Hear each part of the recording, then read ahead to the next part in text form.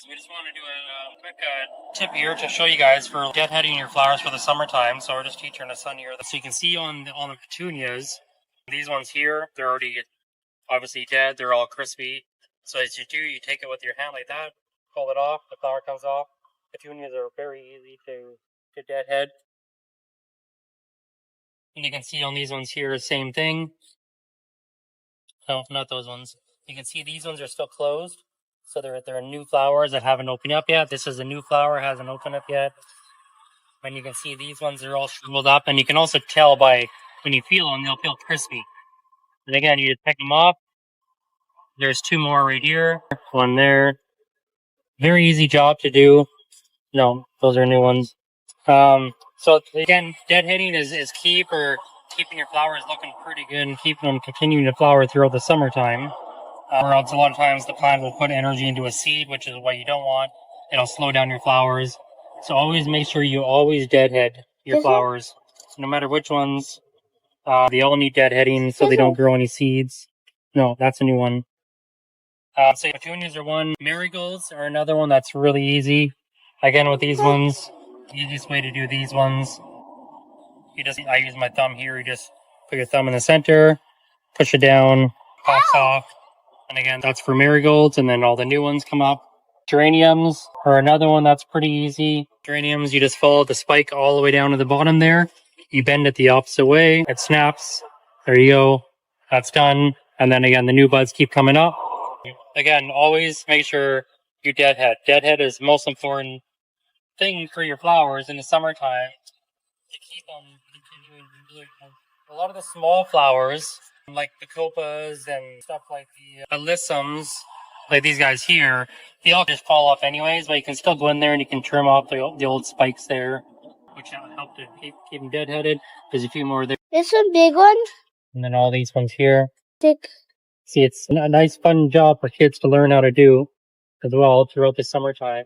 Gives you through the summertime out there deadheading your flowers for you, keeping your plants continue to grow. And also too, anything in containers you want to feed. So constant feeding every 5 to 7 days, usually recommended on most fertilizers. Some chemical fertilizers could be every 2 weeks. But also keep feeding, because if your pots start to slowly run out of all the nutrients, the flowers are not going to continue. So always constantly feeding and deadheading. So that's most important for any summer flowers. The two main things: feed and deadhead.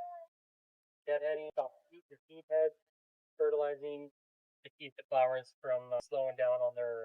And you can see on a lot of these 4-inch pots here, a lot of these will start to slow down too, because they're still in these little 6-pack containers or 4-inch pots.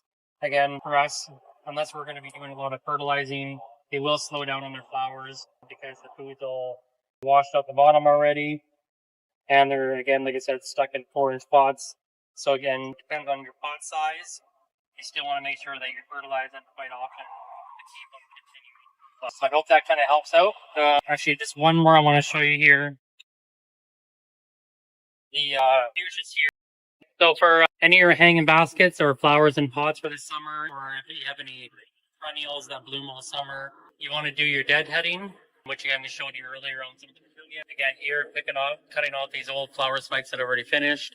Any flowers that produce large flowers, you want to deadhead or snip off the old flower heads, or else they will grow a seed. Smaller ones like the copas just fall off, and you don't have to do a whole lot with those.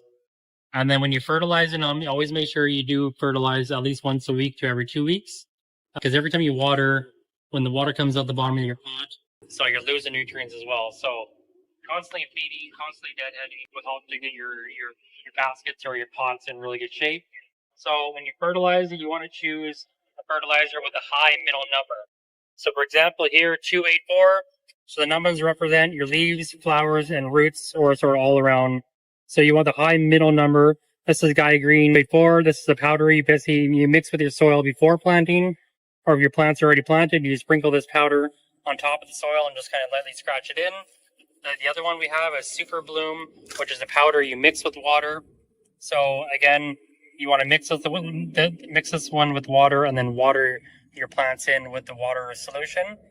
And again, when you do fertilize your plants, especially ones that you mix with water, Make sure your soil is slightly moist first before you mix up your solution and then water it in, because if your soil is dry and then you water, a lot of that water is going to leach out the bottom, so you're going to lose everything. So make sure your soil is moist first. So you think of like a cloth. If your cloth is dry and you put it on, or you pour water on it, a lot of times before the water sticks to the cloth, a lot of that water is going to run off. So if your cloth is already moist and you put in water, it's going to hold water a little bit more. So make sure, your water is so that way the water and the fertilizer will stick to the soil other than washing out the bottom. That's another thing too, is make sure you don't fertilize your plants when they're bone dry, or else you will faster. And the 284, the Guy Green, the one that you sprinkle the powder on top. You can sprinkle it on top when your soil is a little bit dry, but again, I would still recommend making sure your soil is slightly moist first. Sprinkle that on top, scratch it in, so that way the fertilizer will stick to your soil and then run it on the bottom. So I hope these 2 tips will help you guys out for the summertime.